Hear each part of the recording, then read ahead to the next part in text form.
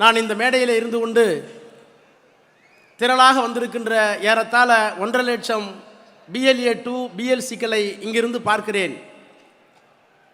என்னுடைய நினைவுக்கு வருவது சில மாதங்களுக்கு முன்னால் இந்தியாவினுடைய எதிர்க்கட்சி தலைவர், நாடாளுமன்றத்தினுடைய எதிர்க்கட்சி தலைவர் பீகார் தேர்தலுக்கு சென்றார்.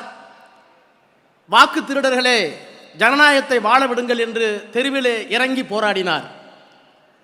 ஜனநாயகத்தை காப்பதற்கு நாடாளுமன்றத்தினுடைய எதிர்க்கட்சி தலைவர், அரசியல் சட்டத்தில் சொல்லப்பட்டிருக்கின்ற ஒரு பதவியை வைத்துக் கொண்டிருக்கிற தலைவர் தெருவுக்கு வந்து போராடினார். அப்போது கூட பீகாரில் நீதி கிடைக்கவில்லை. சில நாட்கள் முன்னால் பார்த்தீர்கள், மேற்கு வங்காளத்தினுடைய முதலமைச்சர் இதுவரை எந்த முதலமைச்சரும் செய்யாத ஒன்றை செய்தார். உச்ச நீதிமன்றத்திற்கு சென்றார். வாக்கு திருடர்களை அங்கே வெளிப்படையாக விமர்சித்தார். உச்ச நீதிமன்றம் அதிர்ந்து போனது. கேரளாவினுடைய முதலமைச்சர் கதறி கதறி அழுகிறார். தேர்தல் ஆணையம் திருட்டு ஆணையம் என்று.